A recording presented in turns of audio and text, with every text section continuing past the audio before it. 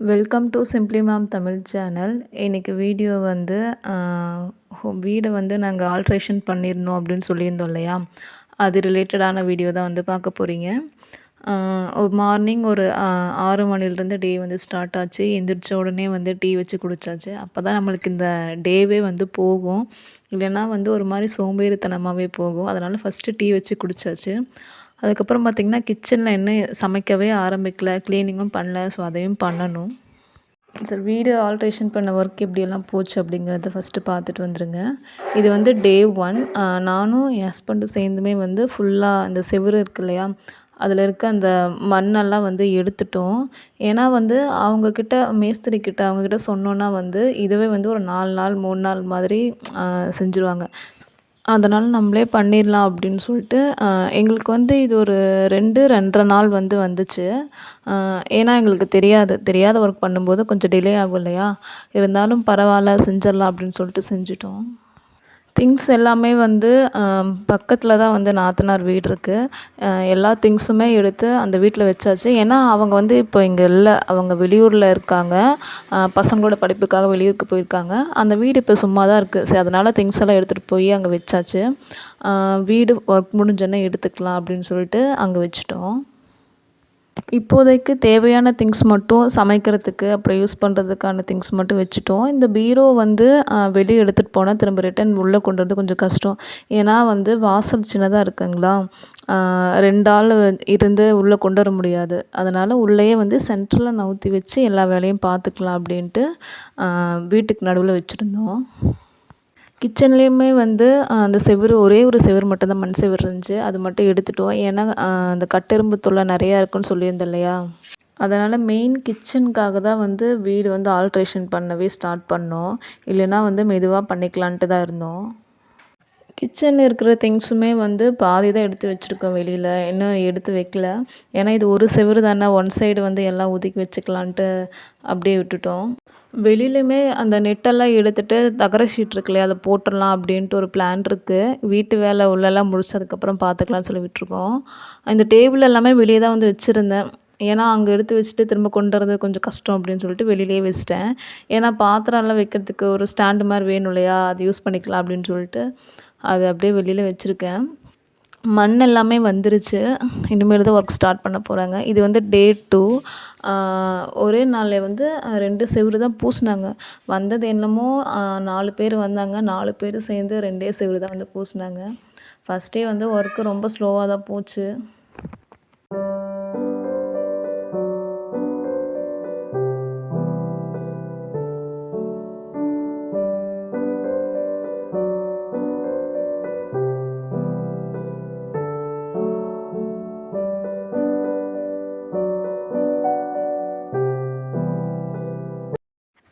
நாங்கள் சின்னதாக ஒரு சாமி ரூம்பு போட்டுத்தாங்கன்னு சொல்லி கேட்டிருந்தோம்.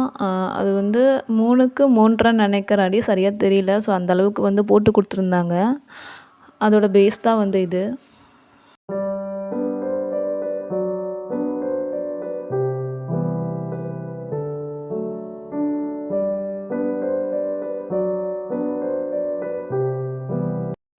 இந்த சைடு வந்து ஷெல்ஃப் வரும். ஒரு 3 ரேக் இருக்கிற மாதிரி அந்த லாங் ஷெல்ஃப் இருந்துச்சு இல்லையா, அதுதான் வந்து இந்த சைட் போட்டுடலாம் அப்படின்ட்டு பிளான் பண்ணி வச்சுருக்கோம். ஏற்கனவே அந்த 4 ஸ்லாப் வச்சுருந்தோம் இல்லையா நீளமாக, அது வந்து எடுத்துகிட்டு ஒரே சைடாக வச்சுக்கலாம் அப்படின்ட்டு அது வந்து கட்டை கட்டி தான் வந்து வைக்கணும் அப்படின்னு சொல்லியிருந்தாங்க. அதனால் அந்த கேப் விட்டு பண்ணியிருக்காங்க. அதுக்கப்புறம் மெயின் வந்து நான் கிச்சன் எனக்கு ரெடி பண்ணி கொடுங்கன்னு சொல்லி கேட்டிருந்தேன். ஏன்னா டேபிள் மேலே வச்சு சமைக்க முடியல. அதனால் எனக்கு கிச்சன் ஃபஸ்ட்டு ரெடி பண்ணி கொடுங்கன்னு கேட்டதுக்கு, இல்லைங்க ஃபஸ்ட்டு உள்ள ஒர்க் முடிச்சிடலாம், அதுக்கப்புறம் தான் வெளியில் முடிக்க முடியும்னு சொல்லிட்டாங்க. அதனால் டேபிள் மேலே வச்சு தான் ஒரு 3-4 நாளைக்கு அதில் தான் வச்சு சமைச்சிட்ருந்தேன். அதுக்கப்புறம் வந்து ரொம்ப கேட்டே இருந்தேன்ட்டு அந்த கட்டை மட்டும் கட்டி விட்டாங்க. ஷெல்ஃப் வந்து அப்புறம் வச்சுக்கலாம், செவுரு பூசணும் இல்லையா, செவுரு பூசிட்டு அதுக்கப்புறம் ஷெல்ஃப் வச்சு தரேன் அப்படின்னு சொல்லியிருந்தாங்க.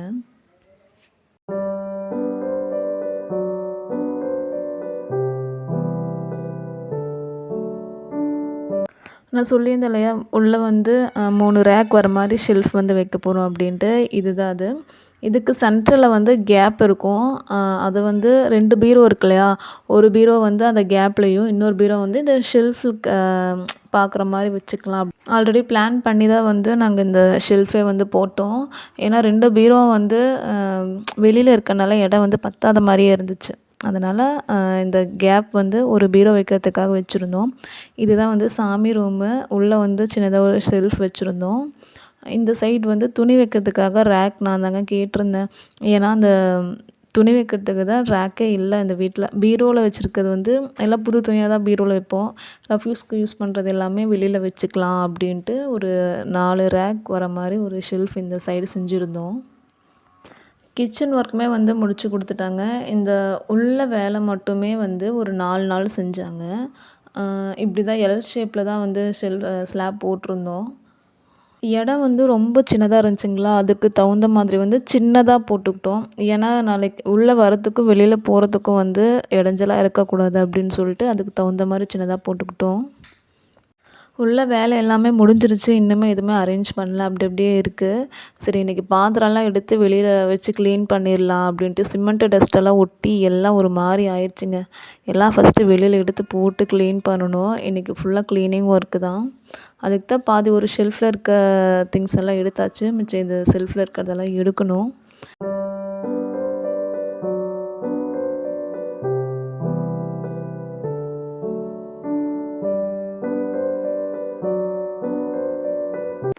உள்ளே இருக்கிற திங்ஸுமே வந்து அப்படி அப்படியே சென்டரில் போட்டு தான் வச்சுருக்கேன். அதையுமே எடுத்து அரேஞ்ச் பண்ணணும். ஏன்னா இன்னும் பெயிண்டிங் ஒர்க் இருக்கு இல்லையா, அதனால் அதையும் கையோட பார்த்துரலாம் அப்படின்ட்டுருக்கோம். உள்ளே வந்து ஒரு 10, 15 நாள் ஆட்டம் தண்ணி ஊற்றணும். தண்ணி ஊற்றினா தான் வந்து செட் ஆகும் அப்படின்னு சொல்லிட்டாங்க. அதனால் ரெகுலராக வந்து தண்ணியெல்லாம் ஊற்றணும் இல்லையா, அதனால் சென்ட்ரலே இப்போதைக்கு இருக்கட்டும். அதுக்கப்புறம் அரேஞ்ச் பண்ணிக்கலாம் அப்படின்ட்டு சென்ட்ரலே வச்சுருக்கோம். ஓகேங்க. இந்த வீடியோ உங்களுக்கு பிடிச்சிருந்தா மறக்காமல் நம்ம சேனலை லைக், ஷேர் அண்ட் சப்ஸ்கிரைப் பண்ணிடுங்க. தேங்க்யூ.